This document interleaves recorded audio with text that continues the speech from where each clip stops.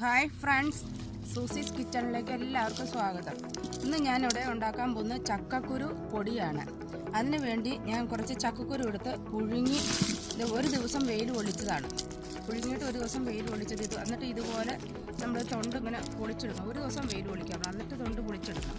എന്നിട്ട് നമ്മൾ ഇത് മിക്സിയിലിട്ട് അടിച്ച് പൊടിച്ചെടുക്കണം. പൊടിച്ചിട്ട് നമ്മൾ വീണ്ടും അത് ഒന്നുകൂടെയും വെയിലത്ത് വെച്ച് ശരിക്കും ഉണക്കിയിടണം. അത് കഴിഞ്ഞ് നമ്മൾ അടുപ്പത്ത് വെച്ച് ഒന്ന് വറുത്തെടുക്കണം. അങ്ങനെയാണ് ഇതിൻ്റെ ചക്കക്കുരുവിൻ്റെ പൊടി ഉണ്ടാക്കുന്നത്. അപ്പോൾ ഇതുപോലെ നമ്മളെല്ലാം ഇതിൻ്റെ ബാക്കിയുള്ളതും കൂടെ തൊണ്ട് കളഞ്ഞ് നമുക്ക് എടുക്കണം. ഈ കരിന്തോലി ഈ പുറമേ ഉള്ള ഈ തൊലി നമുക്ക് ശരിക്കും കളഞ്ഞെടുക്കണം. ഈ തൊലി ഉണ്ടായാൽ ശരിയാവില്ല.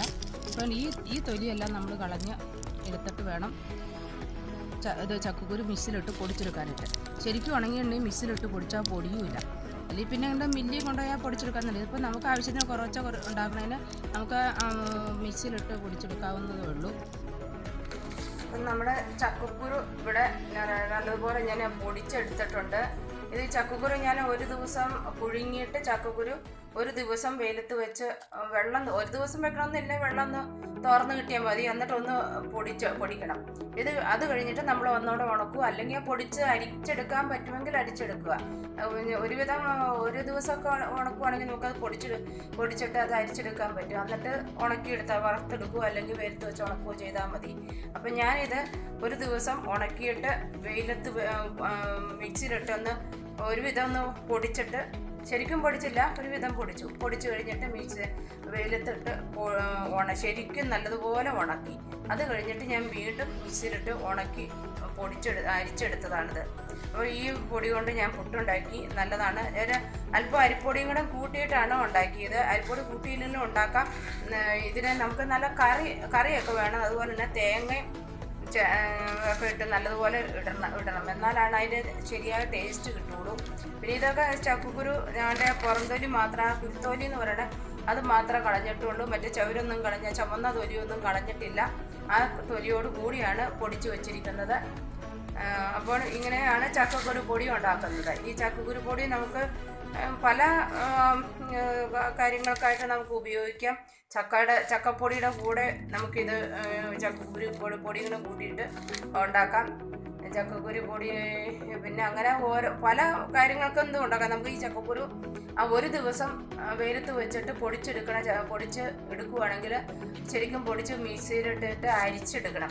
എന്നിട്ട് അത് നമുക്ക് തേങ്ങ ചിരണ്ടി പൊത്തി വെച്ചിട്ട് നമുക്ക് ഔലോസ് പൊടി എന്ന് പറയുന്നത്, ഈ പിടിയൊക്കെ ഉണ്ടാക്കുന്നത് അതുപോലെ ഉണ്ടാക്കിയിട്ട് പിടി ഉണ്ടാക്കാനും നല്ലതാണ്. ഔലോസ് പൊടി പോലെ തേങ്ങ പൊത്തി വറുത്തെടുക്കാം. എന്നിട്ട് നമുക്ക് പിടി ഉണ്ടാക്കുവോ ഉണ്ട ഉണ്ടാക്കുവോ അങ്ങനെ എന്തെങ്കിലുമൊക്കെ ചെയ്യാനും ഈ ചക്കക്കുരു പൊടിയും കൊണ്ട് ചെയ്യാവുന്നതാണ്. അത് പിന്നെ ഞാൻ ഒരു ദിവസം കാണിച്ചു തരാം അങ്ങനെയൊക്കെ ഉണ്ടാക്കുന്നത്. ഇപ്പോൾ ഓരോന്നും ഇങ്ങനെ ഉണ്ടാക്കിക്കൊണ്ടിരിക്കുമല്ലോ. ഇങ്ങനെ ഇപ്പോൾ നമുക്ക് ചക്ക ഇഷ്ടം പോലെ ഉണ്ടാകുന്ന സമയമാണ്. ഈ സമയത്ത് നമ്മൾ നല്ല വെയിലുമുണ്ട്. അതെല്ലാം നമ്മൾ ശേഖരിച്ച് വെച്ച് കഴിഞ്ഞിട്ട് പിന്നീട് നമുക്ക് ഈ മഴക്കാലമൊക്കെ ആകുമ്പോൾ ഇങ്ങനെ ഓരോരോ വിഭവങ്ങൾ നമുക്ക് ഉണ്ടാക്കുകയും ചെയ്യാം, കഴിക്കുകയും ചെയ്യാം. ഇല്ലാത്ത സമയമാകുമ്പോൾ നമുക്കിത് എടുത്ത് ഉപയോഗിക്കുകയും ചെയ്യാമല്ലോ. അപ്പോൾ ഇങ്ങനെ ഓരോ ഈ വീഡിയോകളൊക്കെ ഞാൻ ഇടുന്നത് നമ്മൾ ഓരോരുത്തർക്കും ശേഖരിച്ച് വയ്ക്കാൻ വേണ്ടിയിട്ടാണ് ഞാൻ പെട്ടെന്ന് ഈ വിഭവങ്ങളൊക്കെ ഉണ്ടാക്കി ഇടുന്നത്. അല്ലെങ്കിൽ ഇത് കഴിഞ്ഞിട്ട് നമുക്ക് മഴയൊക്കെ പിടിച്ചു കഴിഞ്ഞാൽ പിന്നെ നമുക്ക് ഇത് ഉണ്ടാക്കാനൊക്കെ ബുദ്ധിമുട്ടായിരിക്കും.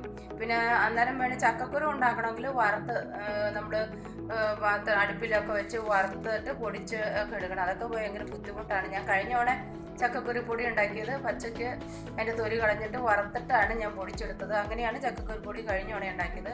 ഈ തവണ ഞാൻ പച്ചയ്ക്ക് പൊടിച്ചുണ്ടാക്കിയിട്ടുമുണ്ട്. ഇത് പുഴുങ്ങിയിട്ട് ഉണ്ടാക്കിയതാണ്. പുഴുങ്ങി പൊടിച്ച് ഒന്ന് ക്രഷ് ചെയ്ത് മിക്സിയിലിട്ടിട്ട് ഒരു ദിവസം വെയിലത്ത് വെച്ചിട്ട് മിക്സിയിലിട്ട് ക്രഷ് ചെയ്ത് ഉണ്ടാക്കി പൊടിച്ചതാണ്. അത് കഴിഞ്ഞിട്ട് ഇത് അരിച്ച് ഞാനിത് മിക്സിയിലിട്ട് പൊടിച്ചിട്ട് അരിച്ചെടുക്കാം.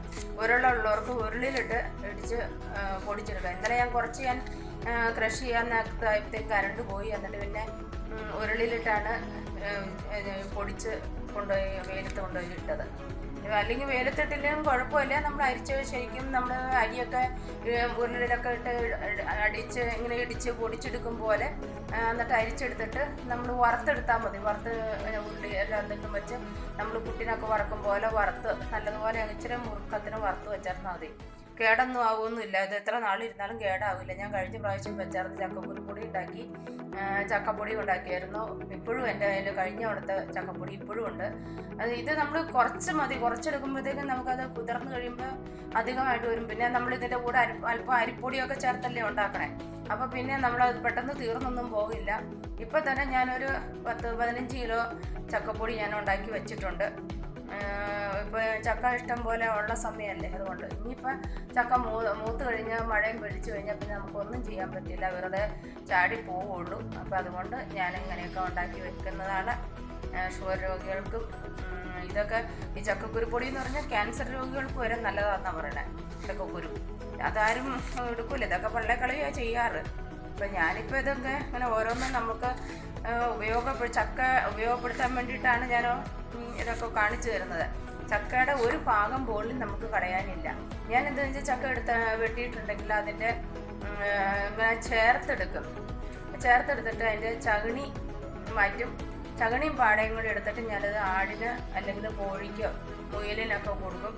പിന്നെ അതിൻ്റെ പുറത്തെ ആ മുള്ള് അത് കമ്പോസ്റ്റ് വളം ഉണ്ടാക്കാൻ എടുക്കും. മുള്ളും അതിൻ്റെ നടുക്കുള്ള സ്റ്റെമ്മ് പോലെയുള്ള സാധനം നമുക്ക് കമ്പോസ്റ്റ് വളം ഉണ്ടാക്കാൻ എടുക്കാം, അല്ലെങ്കിൽ പശുവിന് കൊടുക്കാം. അതുപോലെ തന്നെ പിന്നെ ചുളയും കുരും ഇങ്ങനെ ഓരോരോ സാധനങ്ങളായിട്ട് ഉണ്ടാക്കാം. അത് പലവിധ വെറൈറ്റി ആയിട്ട് ഇതുകൊണ്ട് ഉണ്ടാക്കാവുന്ന ഒത്തിരി പലഹാരങ്ങളുണ്ട്. ഞാൻ അതിനകത്ത് ചക്കക്കുരു കൊണ്ട് ചക്കക്കുരു അല്ല ചക്കയും കൊണ്ട് ഡയമണ്ട് കട്ട് ഉണ്ടാക്കി നല്ലതാണ്, പൂരി ഉണ്ടാക്കി നല്ലതാണ്, ചപ്പാത്തി ഉണ്ടാക്കി എല്ലാം നല്ല ടേസ്റ്റാണ്. അപ്പം നമ്മൾ ഉണ്ടാക്കി ഇപ്പോൾ ഇങ്ങനെയുള്ള കാര്യങ്ങളൊക്കെ ഞാൻ പറഞ്ഞു തന്നല്ലോ. നിങ്ങളിതുപോലെയൊക്കെ ഒന്ന് ഉണ്ടാക്കി നോക്കുക. ഞാൻ പറയുന്ന പൂർണ്ണമായിട്ട് വിശ്വസിക്കേണ്ട. ഞാൻ ഉണ്ടാക്കിയ അനുഭവത്തിൽ കൂടെയാണ് ഞാൻ ഉണ്ടാക്കി ടേസ്റ്റ് ചെയ്ത് നോക്കിയിട്ടാണ് ഞാൻ വീഡിയോ ഓരോന്നും അപ്ലോഡ് ചെയ്യാനായിട്ട് വയ്ക്കുകയുള്ളൂ. അപ്പോൾ ഇത് നിങ്ങൾക്ക് ഇഷ്ടപ്പെട്ടു എന്ന് കരുതുന്നു. ഇഷ്ടപ്പെട്ടുവെങ്കിൽ ലൈക്ക് ചെയ്യുക, ഷെയർ ചെയ്യുക. എൻ്റെ ചാനൽ സബ്സ്ക്രൈബ് ചെയ്യാത്തവർ സബ്സ്ക്രൈബ് ചെയ്യുക. അപ്പോൾ അടുത്തൊരു വീഡിയോ ആയിട്ട് വരുന്നിടത്തേക്ക് എല്ലാവർക്കും താങ്ക്സ്.